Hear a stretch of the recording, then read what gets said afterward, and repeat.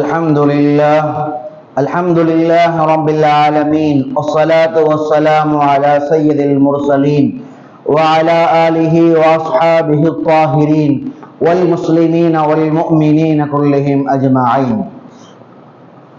رب اشرح لي صدري ويسر لي أمري واحلل عقدة من لساني يفقهوا قولي. سبحانك لا علم لنا إلا ما علمتنا إنك أنت العزيز الحكيم. فقد قال الله تبارك وتعالى في كلامه العزيز والفرقان المجيد بعد أعوذ بالله من الشيطان الرجيم بسم الله الرحمن الرحيم. لقد كان في قصصهم عبرة لأولي الألباب ما كان حديثا يفترى ولكن تصديق الذي بين يديه إلى آخر الآية. وقال رسول الله صلى الله عليه وسلم: تركت فيكم أمرين لن تضلوا ما تمسكتم بهما كتاب الله وسنة رسول الله صلى الله عليه وسلم. புகழும் புகழ்ச்சினை உள்ளவனாகி அல்லாஹ்விற்கு உரித்தாகட்டுமாக.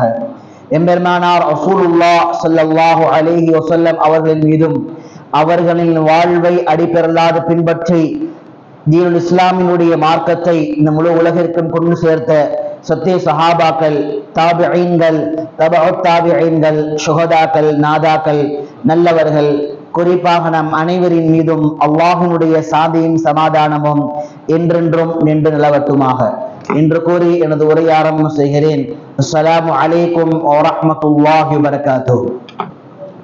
சங்கைக்குறித்தான அல்லாஹ்வின் நடிகார்களே, அல்லாஹ் சுப்ஹானஹு வ தஆலா பரிசுத்த குர்ஆனிலே ஏறத்தாழ 6666 வசனங்களை அல்லாஹ் அருளியிருக்கிறான். இந்த 6666 வசனங்களும் ஒரே ஒரு தலைப்பை மட்டுமே பேசுகிறதா என்று சொன்னால் கட்டாயமாக கிடையாது. அல்லாஹ் சுப்ஹானஹு வ தஆலா குர்ஆனிலே ஏராளமான விஷயங்களை பேசுகிறான். அல்லாஹ் சொர்க்கத்தை பற்றி பேசுகிறான், நரகத்தை பற்றி பேசுகிறான், கலிமா லா இலாஹ இல்லல்லாஹை பற்றி பேசுகிறான், நான் தான் இறைவன் என்பதை பற்றி பேசுகிறான். தனக்கு மாற்றமாக ஒருவர் உலகில் வாழ்வாரியானால் அவருடைய நிலை என்ன என்பதை பற்றி அல்லாஹ் பேசுகிறான். அதே போல கடந்த காலத்தினுடைய வரலாற்றையும் அல்லாஹ் பேசுகிறான்.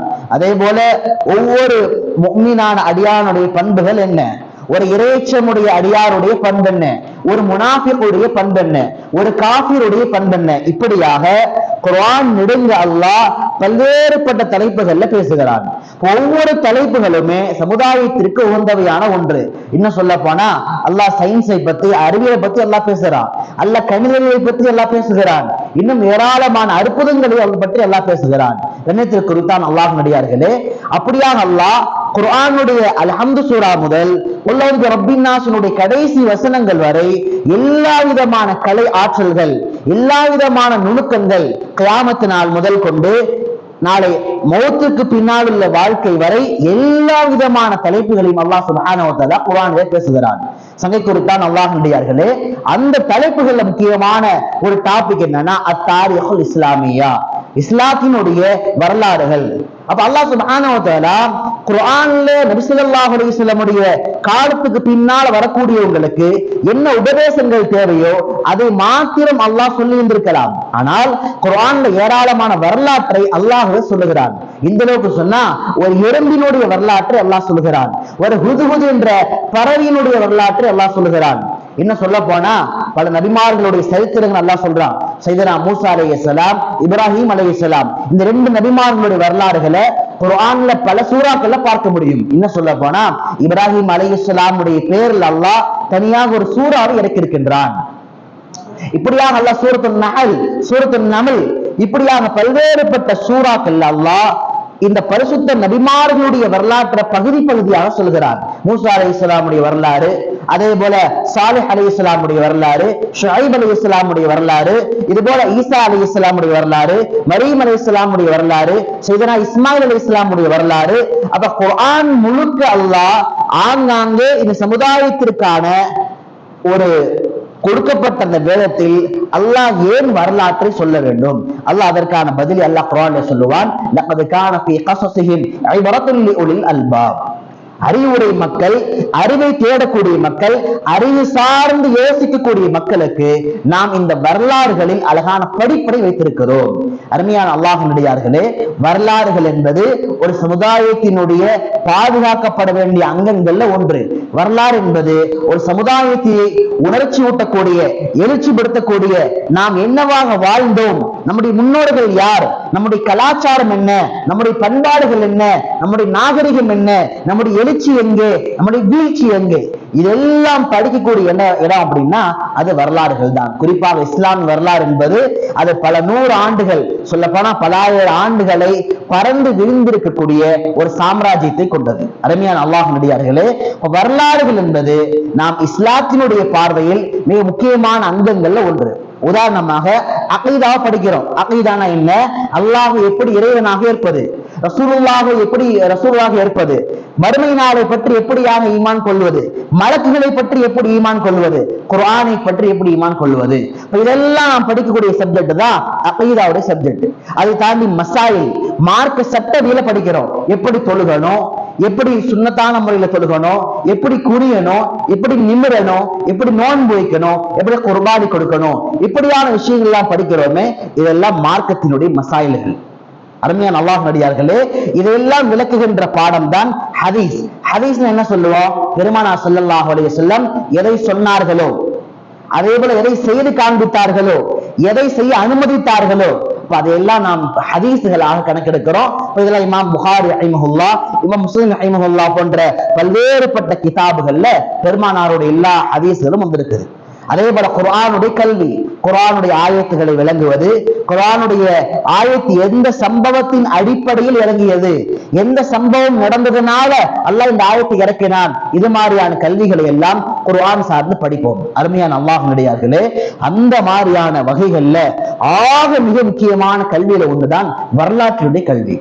சங்கை கொடுத்தான் அல்லாஹ்வினுடையார்களே, மாபெரும் வரலாற்று ஆசிரியர், வரலாற்று ஆசிரியர் பெருமக்களுக்கெல்லாம் தலைவர் இமாம் இப்னு ஹல்தூன் ரஹ்மத்துல்லாஹி அலைஹி இந்த ஃபன்னு தாரீக், தாரீகுடைய கலை, வரலாற்று கலை பத்தி சொல்லுவாங்க.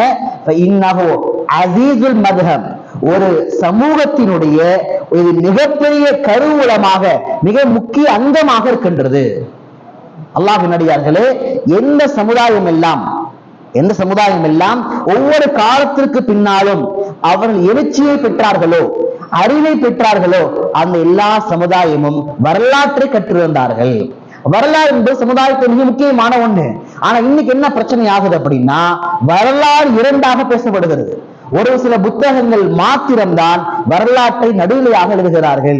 அநேகமான புத்தகங்கள் வரலாற்றை திரிவுகளோடு, சொல்ல போன இஸ்லாமிய அவர்களுடைய ஆட்சியினுடைய அறிவியல், அவருடைய சாதனைகள் எல்லாம் மறைத்து வெறுமனை போர் செய்தார்கள், வெறுமனை கொலை செய்தார்கள் என்று மட்டும்தான் எழுதுகிறார்களே தவிர, இவர்களால் சமூகம் பெற்றுக்கொண்ட அறிவியல் என்ன, அறிவு என்ன என்பதை இந்த சமுதாயம் இருட்டடிப்பாக்க செய்கின்றது.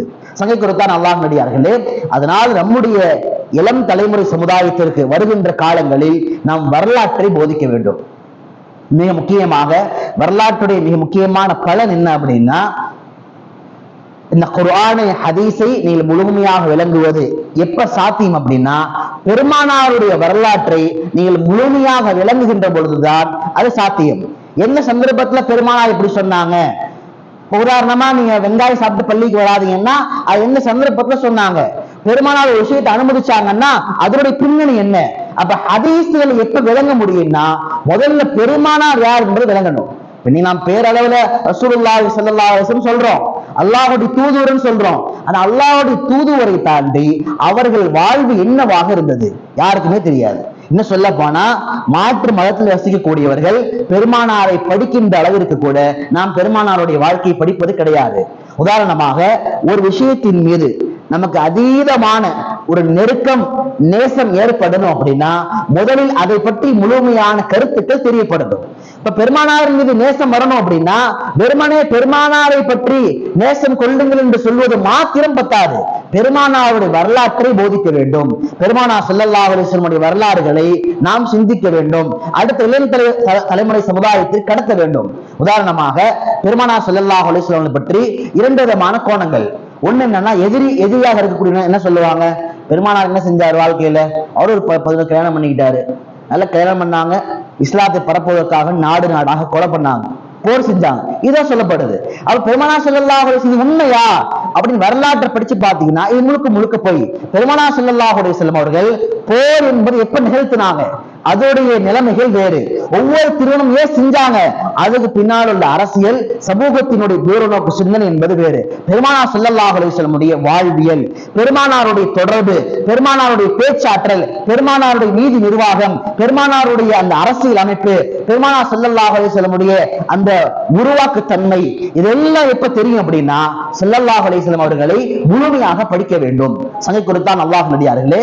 அதனால தான் வரலாற்றை மறந்த சமுதாயம் அவர்களால் ஒருபொழுதும் எழுச்சி பெறவே முடியாது. குறிப்பாக இஸ்லாமியர்களை பொறுத்தவரை அவர்கள் வாழ்வில் எழுச்சி பெற வேண்டும் என்று சொன்னால் கல்வியில், பொருளாதாரத்தில், சுய சீர்திருத்தத்தில் எல்லாவற்றிலும் மேல் வர வேண்டும் என்று சொன்னால் வரலாற்றை போதிக்கப்பட வேண்டும், வரலாறுகள் பாடமாக கொண்டு வரப்பட வேண்டும். குறிப்பாக எல்லா வரலாற்றிலும் தலையாக இருக்கக்கூடிய எம்பெருமானார் ஸல்லல்லாஹு அலைஹி வஸல்லம் வரலாற்றை ஒவ்வொரு மனிதராக தேடி தேடி சொல்ல வேண்டும். ஒவ்வொரு ஆணும் பெண்ணும் படிக்க வேண்டிய வரலாறு என்று சொல்லுவதை விட வாழ்வியல் கோட்பாடு நாம் அங்கிருந்துதான் எடுக்க முடியுமே தவிர அதை விட்டுவிட்டு வேறொரு இடத்தில் நம்மால் பெற்றுக்கொள்ளவே முடியாது. அருமையான அல்லாஹ் நடிகார்களே, வரலாற்றுடைய இரண்டாவது முக்கியமான ஒரு பலன் என்ன அப்படின்னு சொன்னா, யாருக்கு வரலாற்று சிந்தனை இருக்கின்றதோ, குறிப்பாக எந்த வரலாறா இருந்தாலும் சரி, தன்னுடைய சக கடந்து வந்த காலங்களுடைய ஆட்சிகள் அல்லது தலைவர்களுடைய அல்லது சமூகத்தினுடைய வரலாற்றை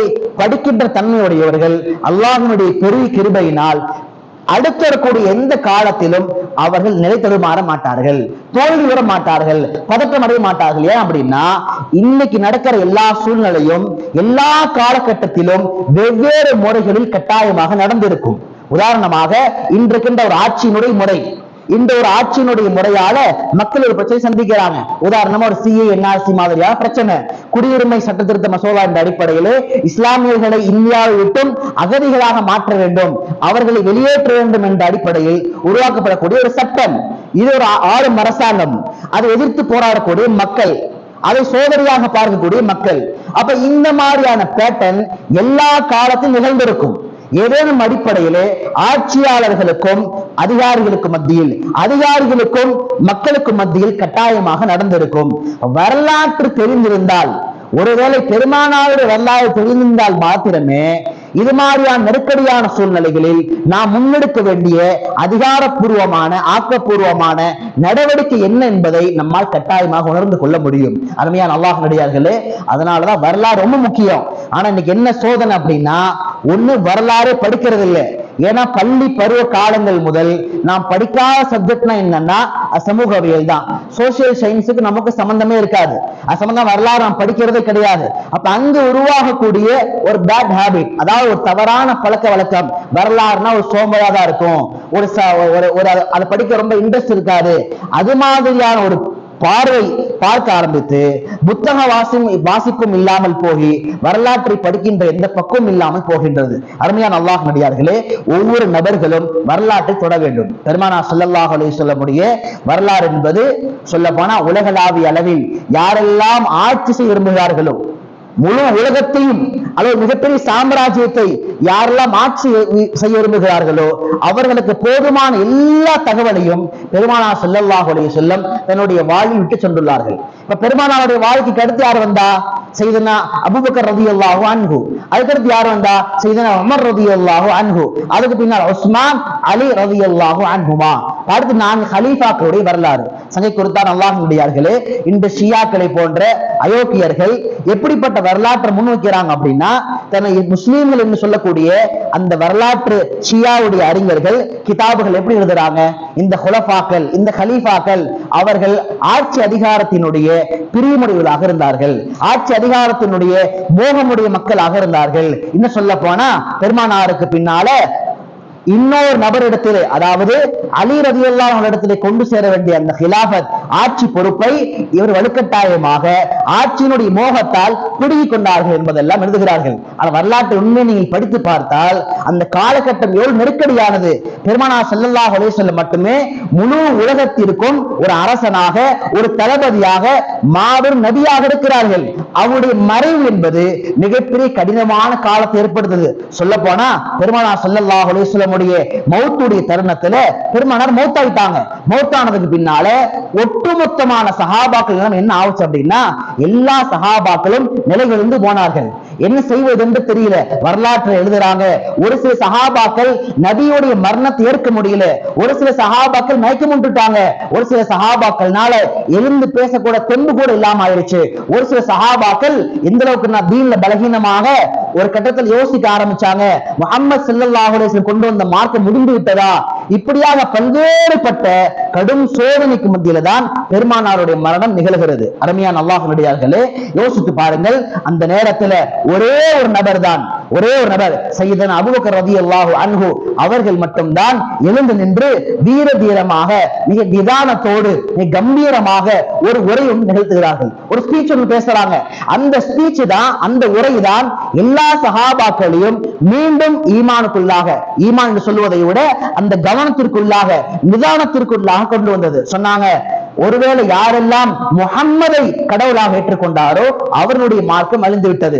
யாரெல்லாம் அல்லாஹுவை கடவுளாக ஏற்றார்களோ அந்த மார்க்கம் இன்னும் நிலையாக இருக்கின்றது. அப்ப என்ன சொல்ல வராங்க? முஹம்மது வெறுமனே அவர் அல்லாஹுடைய அடியாறுதான், வெறுமனே அல்லாஹுடைய தூதுவர் தான், அவருக்கும் மௌத் இருக்கின்றது. அடுத்து குர்ஆனுடைய வசனத்தை ஓதி காமிச்சாங்க, இன்னக மையித்துன் வ இன்னஹும் மையித்துன். அல்லாஹ் குர்ஆன்ல சொல்கிறான், பெருமானார் ஸல்லல்லாஹு அலைஹி வஸல்லம் அவர்களே, நீங்களும் மரணிப்பீர்கள், அவர்களும் மரணிப்பார்கள். அப்ப அல்லாஹ் குர்ஆன்ல சொல்லி இருக்கிறான், பெருமானாருடைய மரணம் நிகழ்ந்துதான் தீரும். அடுத்த ஒரு ஆயத்தை ஓதுனாங்க, உமா முஹம்மதுன் இல்லா ரசூல். முஹம்மது ஸல்லல்லாஹு அலைஹி வஸல்லம் வெறுமனே தூதுவர் மட்டும்தான், என்றும் மரணிக்காத ஒரு நபர் கிடையாது, அவருக்கும் மரணம் ஏற்படும். இப்படி எல்லாம் அபூபக்கர் ரலியல்லாஹு அன்ஹு அவர்கள் நிகழ்த்திய உரையின் மூலமாகத்தான் சஹாபாக்களுக்கு தைரியம் பிறந்தது. அவர்களுக்கான ஈமான் மீண்டும் உணர்ச்சி புக்க எழுந்தார்கள். சங்கத்துதான் அல்லாஹ்வின் அடியார்களே, அப்படிப்பட்ட இக்கட்டான சூழ்நிலையை ஒட்டுமொத்தமான மதீனாவிலை சேர்த்து முழு உலகத்திலும் இஸ்லாத்தினுடைய பதட்டங்களை சமாளித்தவர் சையதுனா அபூபக்கர் ரலியல்லாஹு அன்ஹு. அதுக்கு பின்னால வரலாறு நீளமாக இருக்கின்றது. இதை ஏன் சொல்றோம் அப்படின்னா, இது எதுவுமே தெரியாமல் இருட்டடிக்கும் வண்ணமாக பெருமானார் எப்ப மௌத்தாகுவாங்க, ஆட்சி எப்ப பிடிக்கலாம் இருந்தார் அபூபக்கர், இப்படி எல்லாம் எழுதக்கூடியவர்கள் தான் ஷியாவுடைய மோசமா வழிகேட்டு கொள்கையுடையவர்கள். அருமையான அல்லாஹ்வினுடையார்களே, அதனால தான் வரலாறு மிக மிக அவசியமானது. சொல்ல போனா இன்னைக்கு உள்ள வரலாறுகள் எவ்வளவு மோசமான நிலை அப்படின்னா, இன்னைக்கு எல்லா வரலாறுகளையும் மாற்ற ஆரம்பிச்சுட்டானுங்க. நம்மளுடைய அருமையான ஒரு நண்பர் ஒருத்தர் எம்ஏயோட ஹிஸ்டரி அவர் எக்ஸாம் எழுதுறாரு. ஒரு உயர்ந்த பல்கலைக்கழகம், என்ன சொல்ல போனா இந்தியாவுடைய பழமையான பல்கலைக்கழகத்தை ஒரு எக்ஸாம் எழுதுறாரு.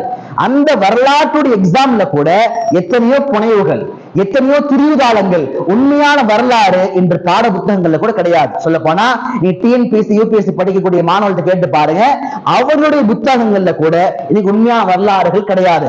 முஸ்லிம்களை பற்றி தவறான கருத்து, முகலாய மன்னர்களை பற்றி தவறான கருத்து, முகலாய படையெடுப்பை பற்றி தவறான கருத்து, பாபரை பற்றி தவறான கருத்து, அவுரங்கசீப் ரஹ்மத்துல்லாஹி பற்றி தவறான கருத்து, இப்படியாக என்ன செய்யலாம் அப்படின்னா, இந்தியா முழுவதுமாக வரலாற்றை திரிவு செய்து முஸ்லிம்கள் எந்த இடத்திலும் இந்த மண்ணிற்கு உதவியாக இல்லை, வள மேம்பாட்டிற்கு உதவியாக இல்லை என்பதை நிரூபிக்கும் வண்ணமாக பல்வேறுபட்ட வரலாற்று தீர்வு நடக்கின்றது. அருமையான அல்லாஹ்வினுடையார்களே, இந்த அந்த அரசாங்கத்தினுடைய அழுத்தத்திற்கு ஏற்றவாறுதான் இன்று எழுதக்கூடிய எல்லா வரலாற்று ஆசிரியர்களுமே ஏறத்தால் அரசாங்கத்தினுடைய அந்த யதார்த்தமான அழுத்தத்தின் காரணமாக அப்படியான ஒரு வரலாற்றை தான் எழுதுகிறார்கள். இன்று ஒரு சில வரலாற்று ஆசிரியர்கள் மட்டும்தான், அருந்ததி ராய் போன்ற வரலாற்று ஆசிரியர்கள் மட்டும்தான் வரலாற்றை வரலாறாக சரியாக நடுநிலையான கண்ணோட்டத்தோடு கொண்டு போக வேண்டும் என்று கொண்டு செல்கிறார்கள்.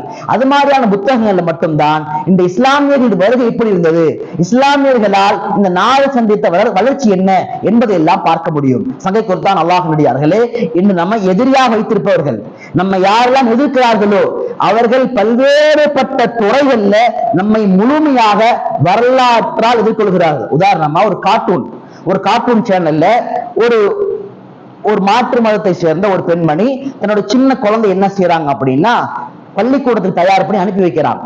இந்த கார்ட்டூன்ல காட்டுறாங்க. அந்த குழந்தை பள்ளிக்கு போகுது, உடனே அவங்க கூட தாயாரு போகிறாங்க. போற வழியில கடைவீதியில பார்த்தா ஒரு பாய் மாதிரி தொப்பி போட ஒருத்தர் நிக்கிறாரு, ஜுப்பா பைஜாமா போட்டிருக்கிறாரு. அவரை பார்த்த உடனே என்ன செய்யறாரு, இந்த குழந்தையினுடைய தாய் கொண்டு விடுகிறார். அந்த குழந்தை அவசர அவசரமாக அழுது கொண்டு வீட்டிற்கு ஓடி வருகிறது. இது ஒரு காட்சி. என்ன புகுத்துறோம் அப்படின்னா, ஒரு பள்ளிக்கு செல்லக்கூடிய குழந்தையை கடத்துவது கூட ஒரு இஸ்லாமியனாகத்தான் இருக்க முடியும் என்ற ஒரு காட்சியை உள்ளத்தில் அழகாக புகுத்துகிறார்கள். இதெல்லாம் கார்ட்டூனுடைய மோசமான ஆபத்துகள். இதை பத்தி நம்ம விசாலமா பேச முடியும். இப்ப நீ படங்களை பார்த்தீங்க, வெப் சீரிஸை பார்த்தீங்க அப்படின்னா, திப்பு சுல்தானுடைய பேர்ல ஒரு வெப் சீரிஸ் வர இருக்கிறது, அவுரங்கசீப் ரஹ்மத்துல்லாஹுடைய பேர்ல ஒரு வெப் சீரிஸ். என்ன சொல்ல வராங்க, இந்த மன்னர்கள் எல்லாம் இந்தியாவில் வாழ்ந்த அதிகபட்சமான இந்துக்களை கொன்றொழித்தார்கள், அதே போல பலாயிரக்கணக்கான கோயில்களை தரைமட்டமாக்கினார்கள். இந்த ரெண்டு கருத்துமே தப்பு. நடுநிலையாக வரலாற்று எழுதிய மாற்று மதத்தினுடைய எத்தனையோ எழுத்தாளர்கள் கூட இந்த இரண்டு கருத்துகளையும் பொய் என்று நிரூபித்துள்ளார்கள். ஆனா நாம் என்ன செய்யறோம்னா, இன்னைக்கு அதை பற்றி நான் எந்த கவனங்கள் இல்லாமல் அவன் நமக்கு எதிராக புத்தகங்கள்ல, நாடகங்கள் மூலமாக, வெப் சீரிஸ் மூலமாக எல்லா விதமான வரலாற்றுடைய தீர்வுகளையும் நமக்கு எதிராக புகுத்துகிறான். ஆனால் நாம் உண்மையான வரலாற்றை சமுதாயத்தில் கொண்டு செல்வது கிடையாது. அருமையான அல்லாஹ்வின் அடியார்களே, முகலாய மன்னர்களுடைய வரலாறு, அதற்கு முன்னால் உஸ்மானிய பேரரசு, அதே போல சலாஹுத்தீன் அய்யூபியினுடைய ஸ்பெயினுடைய வரலாறு, அது பனு அப்பாசியாவுடைய வரலாறு, பனு உமையாவுடைய வரலாறு, அதற்கு மேலாக போனால் ஹலீஃபாக்களுடைய வரலாறு, அதற்கு முன்பாக போனால் எம்பெருமானார் ரசூலுல்லாஹி ஸல்லல்லாஹு அலைஹி வஸல்லம் உடைய வரலாறு. அருமையான அல்லாஹ்வின் அடியார்களே, முதல் கட்டமாக நாம் என்ன செய்யணும் அப்படின்னா, பெருமானாருடைய வாழ்க்கையிலிருந்து இன்று வரை நாம் வாழ்கின்ற வாழ்க்கையில் எதெல்லாம் முக்கிய வரலாறுகளாக இருக்கிறதோ அதை ஆவணங்களாக, கட்டுரைகளாக, அவைகளை பேச்சு மன்றங்களாக, அதை பேச்சு தொகுப்பாக அடுத்த சமுதாயத்திற்கு பாதுகாக்கப்பட வேண்டிய கடமைகள் இருக்கின்றது. இல்ல அப்படின்னு சொன்னா இன்னைக்கு இருக்கிற அந்த கொஞ்ச நெஞ்ச கிதாபுகள், அந்த கொஞ்ச நெஞ்சமான நேர்மையான வரலாற்று புத்தகங்களையுமே கூட இவர்கள் முழுமையாக அழிக்கப்படுவதற்கு வாய்ப்புகள் இருக்கின்றது.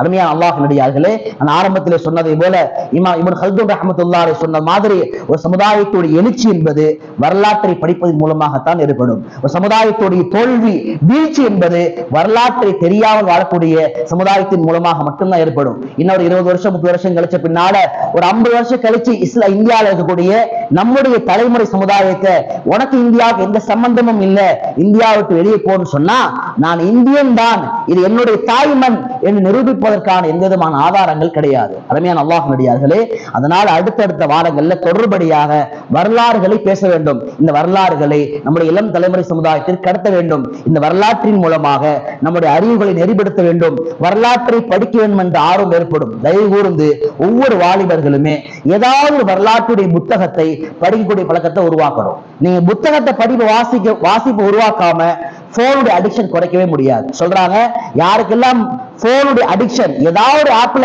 எப்போ அடிக்ஷனா இருக்கிறாரு, அது எப்ப குறையும் அப்படின்னா, ஏதாவது புத்தக வாசிப்போடு, ஒரு புத்தகத்தோடு தன்னை தொடர்படுத்தி கொண்டால் அல்லாஹ்வுடைய கிருபையினால் இது போன்ற பாவங்கள் விட்டும் தப்பிக்கலாம். அதே போல முழுமையான வரலாற்றை கற்றுக்கொள்வதற்கான வாய்ப்புகள் அமையும். எனவே நாம் இதையெல்லாம் முற்று கவனித்து வருகின்ற காலங்களையும் கவனத்திலே கொண்டு எல்லா வரலாறுகளையும் முழுமையாக தெரிந்து கொள்ளக்கூடிய ஒரு அழகான ஆர்வத்தை எல்லாம் ஏற்படுத்துவானாக. வாழ்கின்ற காலமெல்லாம் நமக்கு முன்னால் வாழ்ந்து சென்ற எல்லா சமுதாயங்கள், பெருமானார் ஸல்லல்லாஹு அலைஹி வஸல்லம் காலம் உட்பட சஹாபாக்கள், தாபிஈன்கள், தபா தாபிஈன்கள், நம்முடைய ஹலீஃபா பெருமக்கள், நம்முடைய இஸ்லாமிய மன்னர்கள், இவருடைய எல்லா வளர்ச்சிகளையும், இவருடைய எல்லா விதமான திட்டங்களையும், இந்த எல்லா விதமான வரலாற்று செய்திகளையும் எந்த திரிவுகள் இல்லாமல் அதை பரிபூர்ணமாக தெரிந்து கொள்ளக்கூடிய அழகான வாய்ப்பு எல்லாம் நசீபாக்கி தருவானாக. வாழ்கின்ற காலம் எல்லாம் ஈமானோடு வாழ்ந்து மரணிக்கின்ற பொழுது கலிமா லா இலாஹ இல்லல்லாஹ் முஹம்மது ரசூலுல்லாஹை சொல்லி வண்ணமாக அல்லாஹ் மௌத் நசீபாக்கி தருவானாக. வாஹிர் தாவானா அல்ஹம்துலில்லாஹி ரப்பில் ஆலமீன்.